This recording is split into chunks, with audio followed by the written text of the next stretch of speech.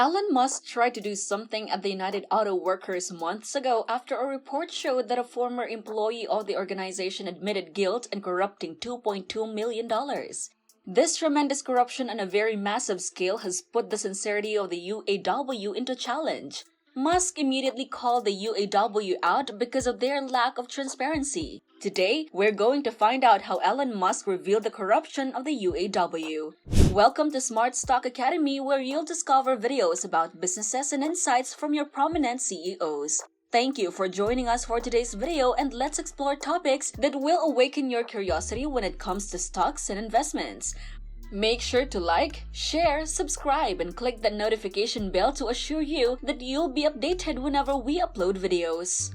Musk's criticism of the UAW stems from the fact that President Joe Biden did not acknowledge Tesla as a leader in the field of electrification, whereas he did so for unionized corporations like General Motors. This has caused Musk to criticize the UAW for several years. Musk, who has served as the CEO of Tesla since 2008, stated in a tweet that the slogan of the United Automobile Workers is fighting for the right to steal money from the car workers. The United Automobile Workers, or UAW, defrauded workers out of millions of dollars, whereas Tesla has turned many of its employees into millionaires by providing them with equity awards. Musk stated that although the change is rather insignificant, it is nonetheless important. Musk began throwing criticisms against the UAW as early as May of 2018. Musk stated that in comparison to the UAW, Tesla has maintained a more positive record of employee treatment. In 2018, Tesla CEO stated that nothing is keeping the Tesla team in their car production from voting union, and he questioned why employees should pay union dues and give up stock options for nothing in return. He went on to say that the company's health and safety record is now 2 times better than it was when the facility was run by the UAW, and that everyone is already covered by medical insurance. Previously, Musk extended an invitation to the UAW to hold a vote at the Tesla factory in Fremont, which is located in Northern California, at their earliest convenience. After discussing the unfavorable job climate in the Bay region, in which workers are encouraged to search for work elsewhere if they aren't compensated adequately, Elon Musk stated that Tesla will not take any action to prevent their admission into the market. He stated that if they don't properly treat and compensate their amazing workers, those workers would resign because they have a lot of other opportunities to choose from. And in some aspects, Tesla may benefit from Musk's request to join the UAW, which may be viewed as a strategic move. On the other hand, it would mostly certainly help dispel the perception that Musk is a union-busting CEO who goes to tremendous pains to keep his employees from entering the UAW. The United Auto Workers, or UAW Local 412, which serves as a representative over 2,600 Stellantis employees in the Detroit region, is the most recent target of Musk's temper. Timothy Edmond, formerly a UAW Local 412 Secretary-Treasurer, has entered a guilty plea to 1 count of money laundering and 1 count of embezzling union funds. According to Reuters, Edmond spent his gains from gambling as well as money he obtained from the purchase of firearms and automobiles. The union did some investigating and found out about Edmond's illicit spending habits and expenditures, and then they reported their findings to the federal authorities. It is becoming harder and harder to characterize Elon Musk, CEO of Tesla, as an employer that is hostile toward labor unions. Musk has just extended an invitation to the United Auto Workers to conduct a union vote at Tesla's California plant at their convenience. The CEO of Tesla also made a promise to the UAW that they would be unable to be stopped in their efforts. Tesla CEO Elon Musk responded to Kiss singer Gene Simmons' call for U.S. President Joe Biden to recognize Tesla despite the fact that the company's employees are not unionized, in part with a series of statements. On the other hand, it might be challenging to convince workers at Tesla's factory to vote in support of a union. The United Auto Workers have a long-standing experience with the Fremont facility, representing great workers there during both its time as a GM plant and its time as an NUMMI plant.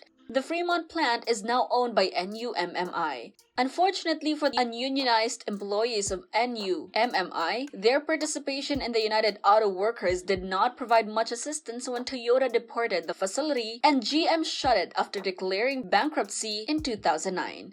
This occurred in 2009. Workers represented by the plant's unions expressed their displeasure with the decision to shut down the NUMMI factory.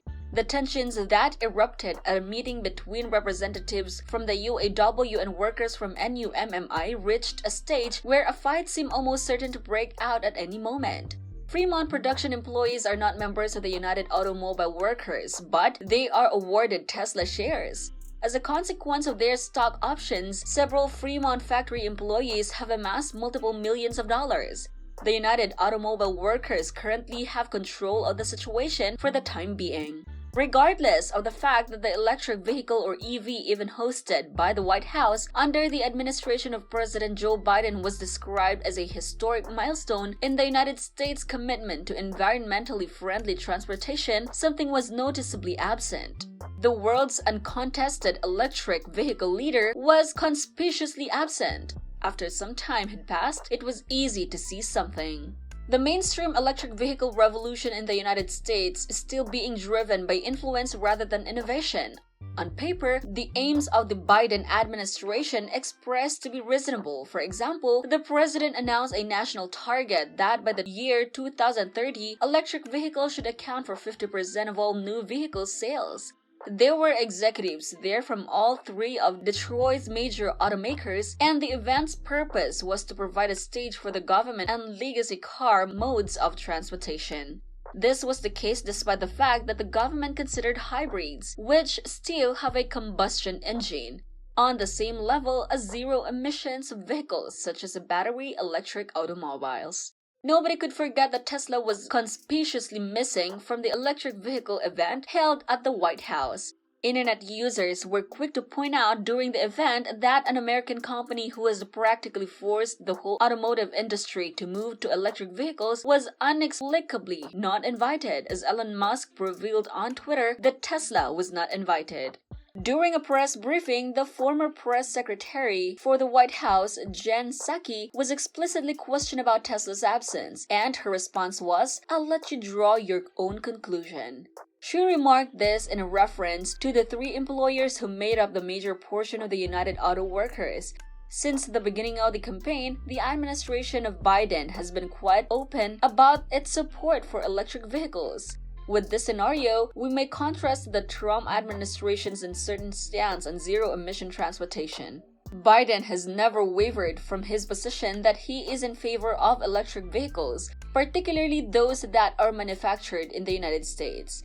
Nevertheless, one thing became crystal evident during Biden's presentation prior to the launch of the Ford F-150 Lightning. The administration favors electric vehicles built in the United States, but only if they are made utilizing union workers. This was made clear during Biden's speeches. To put it simply, electric cars produced in the United States by non-unionized workers, such as Teslas, do not receive the same degree of attention. This was notably clear in the comments made by Transportation Secretary Pete Buttigieg, who appeared to be stumbling through his answers during an interview with CNBC in an apparent effort to avoid addressing Tesla's name. It was also indicative of the fact that throughout the event at the White House for electric vehicles, the President of the United States made it a point to emphasize union activity multiple times. Unlike its plant in Grauman, Germany, Tesla's Fremont production does not make use of union employees, which is a particularly noteworthy aspect of the company's operations. It is easy to imagine that Elon Musk is a dictatorial boss who intimidates staff in order to prevent them from joining Unified Auto Workers, but the truth is complex and more complicated than that. It's important to remember that before Tesla bought it, the Fremont factory was run by a labor union. The factory's demise, which successfully brought an end to an ambitious project that aimed to bring Japanese levels of efficiency to the production of American automobiles, is something that should be investigated. The United Auto employees have set themselves the mission of fighting for the rights of all workers, organizing labor unions, and bargaining for and winning decent salaries and benefits for their members. To be fair, the Fremont plant was never exactly a model of harmonious coexistence between the UAW and manufacturer, even in its initial periods.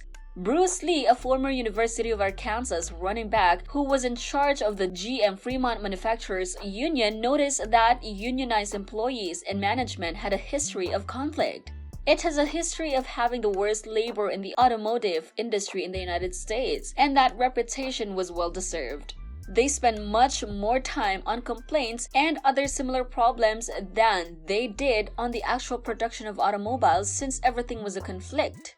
Lee started that there was an ongoing state of anarchy and that they went on strikes every so often. According to Leichert, the circumstances of the GM Fremont facility at the time were so dire that workers were drinking excessively and engaging in extramarital affairs. Defeats in automobiles were also rather widespread, and the quality of the vehicles produced at the GM Fremont plant was extremely low. The United Automobile Workers was extremely dominant during this time period.